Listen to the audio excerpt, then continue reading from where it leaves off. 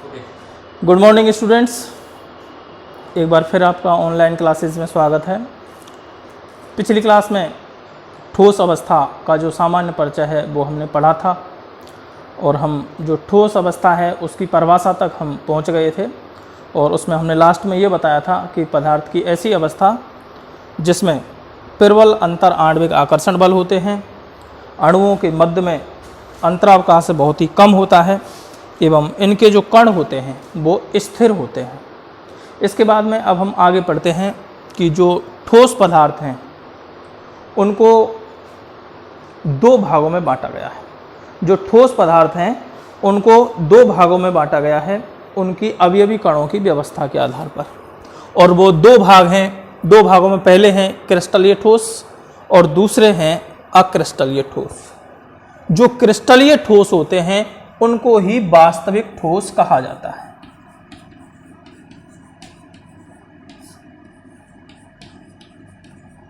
जो क्रिस्टलीय ठोस पदार्थ हैं उनको ही वास्तविक ठोस कहा जाता है, जबकि जो अक्रिस्टलीय पदार्थ होते हैं उनको आभासी ठोस कहा जाता है। आभासी ठोस। वास्तविक ठोस होंगे वो क्रिस्टलीय ठोस होंगे, आभासी ठोस होंगे वो अक्रिस्टलीय ठोस होंगे। इनका एक दूसरा नाम और है, इनको अतिशीतित द्रव भी कहते हैं। अतिशीतित द्रव, अतिशीतित द्रव, सुपर कूल्ड लिक्विड। इसका मतलब यह है कि जो अक्रिस्टलीय ठोस हैं उनमें बहने का गुण पाया जाता है। इसका हम एक उदाहरण पढ़ते हैं और पूछा भी जाता है कि जो पुराने भवन या इमारतें होती हैं उनमें जो खिड़कियां होती हैं और उनमें जो शीशे लगे होते हैं वो नीचे की तरफ से थोड़े से मोटे होते हैं और ऊपर की तरफ से तुलनात्मक रूप से कम मोटे होते हैं। तो ये इसका मतलब यह है कि जो शीशा होता है वो अक्रिस्टलीय श्रेणी में आता है और अक्रिस्टलीय ठोसों में कुछ बहाव का गुण होता है, और इसीलिए जो ज़्यादा पुरानी बिल्डिंगें या इमारतें होती हैं उनकी खिड़कियों में जो शीशे लगे होते हैं वो नीचे की तरफ से मोटे होते हैं और ऊपर की तरफ से तुलनात्मक रूप से कम मोटे होते हैं। इसीलिए इनको अतिशीतित द्रव कहा जाता है अक्रिस्टलीय ठोसों को, क्योंकि इनमें बहने का गुण पाया जाता है। इसके अलावा क्रिस्टलीय और अक्रिस्टलीय ठोसों में कुछ अंतर हैं जो हम यहाँ पे पढ़ेंगे कि जो क्रिस्टलीय ठोस हैं उनमें अवयवी कणों के मध्य आकर्षण बल सर्वाधिक होते हैं, जबकि अक्रिस्टलीय ठोसों में अवयवी कणों के मध्य जो आकर्षण बल है वो क्रिस्टलीय ठोसों की अपेक्षा कम होते हैं। अगला है, जो क्रिस्टलीय ठोस हैं इनकी ज्यामिति निश्चित व नियमित होती है, जबकि अक्रिस्टलीय ठोसों में इनकी ज्यामिति निश्चित व नियमित नहीं होती है। अगला है, क्रिस्टलीय ठोसों के गलनांक एवं क्वथनांकों के मान उच्च होते हैं, जबकि इनके गलनांक व क्वथनांकों के मान निम्न होते हैं। अगला है, इनके कणों की दीर्घ परासी व्यवस्था होती है। दीर्घ परासी व्यवस्था ये नया पद है, और इनके कणों की लघु परासी व्यवस्था होती है। दीर्घ परासी व्यवस्था का मतलब है कि जो कणों की व्यवस्था है वो क्रिस्टलों में एक लंबी दूरी तक एक समान पाई जाती है। दीर्घ परासी व्यवस्था का मतलब है क्रिस्टल में अवयवी कण हैं वो एक लंबी दूरी तक एक समान रूप से व्यवस्थित होते हैं। इसके विपरीत जो अक्रिस्टलीय ठोस हैं उनमें लघु परासी व्यवस्था होती है। लघु परासी व्यवस्था का मतलब शॉर्ट रेंज अरेंजमेंट, इसको कहते हैं लॉन्ग रेंज अरेंजमेंट। लघु परासी व्यवस्था का मतलब यह है कि कणों की जो व्यवस्था है वो थोड़ी दूर सही पाई जाएगी, उसके बाद में फिर कणों की व्यवस्था अलग मिलेगी, फिर थोड़ी दूर सही मिलेगी, फिर थोड़ी दूर अलग मिलेगी। यानी इनमें जो कणों की व्यवस्था है वो लघु परासी का मतलब थोड़ी थोड़ी दूरी पर समान मिलती है, उसके बाद में बदल जाती है, जबकि इनमें कणों की व्यवस्था है वो एक लंबी दूरी तक एक समान रहती है। इसके बाद में अगला जो अंतर है इन दोनों ठोसों के मध्य में वो है शीतलन वक्र।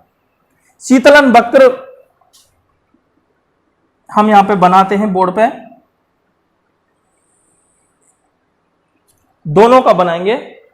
और जो शीतलन वक्र है वो तापमान और समय, एक अक्ष पे हम लेंगे टेम्परेचर TEMP, इस अक्ष पे लिया है तापमान, और इस अक्ष पे हम लेंगे समय। समय को मिनट में लिखा है।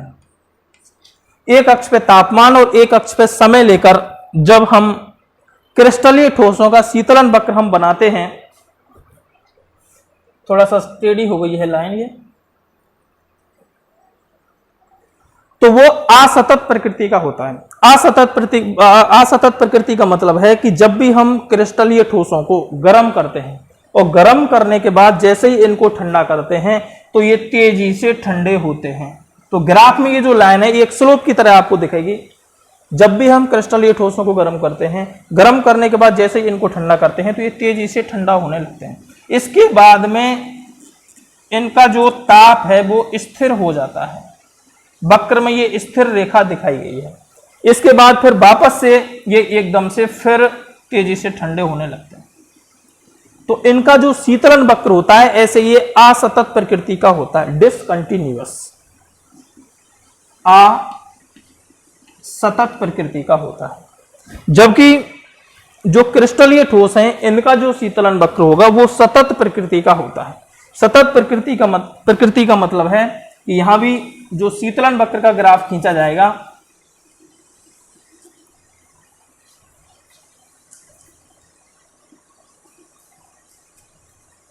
इस अक्ष पे तापमान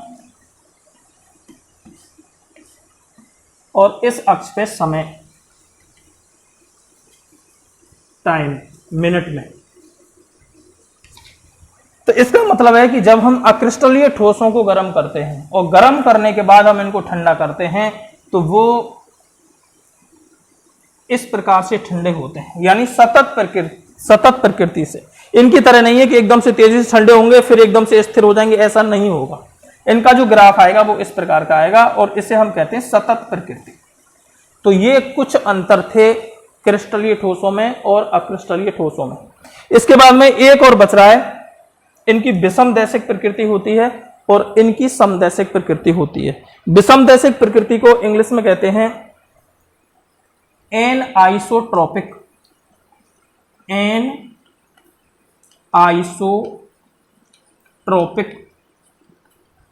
नेचर। एनआइसोट्रोपिक होते हैं कौन? क्रिस्टलीय ठोस। जबकि ये होते हैं आइसोट्रोपिक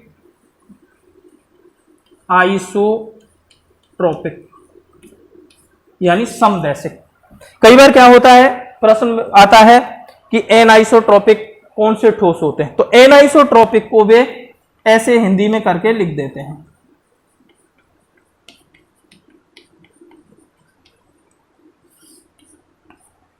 और ऐसे ही आइसोट्रोपिक को इसको हिंदी में करके लिख देते हैं।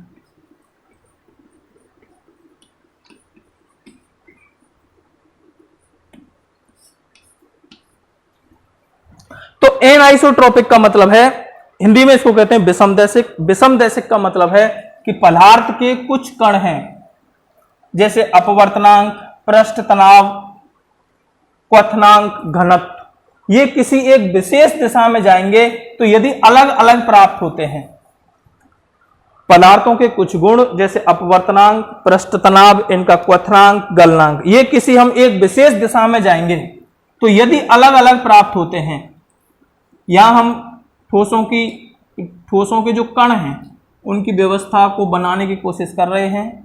ठोसों में एक धनायन का हमने बड़ा लिया है, एक कण को छोटा दिखाया है।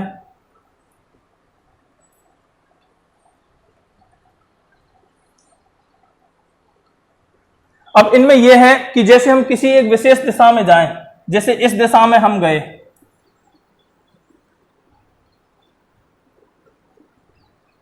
तो यहां जो कण हैं वो अलग अलग दिख रहे हैं। यहां पे छोटा कण है, फिर बड़ा कण आ गया, फिर छोटा कण आ गया। इसका मतलब कण अलग अलग हैं, तो इनके कुछ जो गुण अभी बताए हमने, इनके कुछ भौतिक गुण जैसे अपवर्तनांक है, इनका क्वथनांक है, पृष्ठ तनाव है, ये अलग अलग मिलते हैं। अलग अलग मिलते हैं इसलिए इनको कहते हैं विषमदैशिक।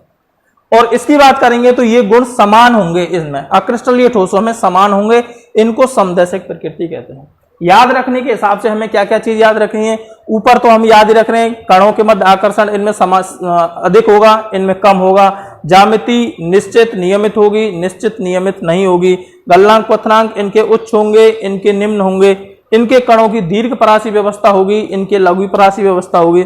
अभी जो नीचे वाले दो बिंदु हैं, एक तो शीतलन वक्र, कहीं अपन याद कर लें, याद करने में कि शीतलन वक्र इनके सतत होते हैं, इनके असतत होते हैं, ये समदैशिक होते हैं, ये विषमदैशिक होते हैं। ये नंबर 4 तक तो सही है, लेकिन 5वें और 6वें नंबर पर हमें विशेष रूप से ध्यान देना है। शीतलन वक्र जब भी आएगा क्रिस्टलीय ठोसों का असतत प्रकृति का होगा, जो हमने यहाँ पर बनाने की कोशिश की है। और क्रिस्टल जो अक्रिस्टलीय ठोस हैं उनका शीतलन वक्र ऐसे सतत प्रकृति का होगा। दूसरा, इनके जो दैशिकता है, दैशिकता का जो गुण है, जो क्रिस्टलीय ठोस होते हैं वो विषमदैशिक प्रकृति के होते हैं, और जो अक्रिस्टलीय ठोस होते हैं वो समदैशिक प्रकृति के होते हैं। तो ये कुछ अंतर हैं क्रिस्टलीय और अक्रिस्टलीय ठोसों के। ठीक।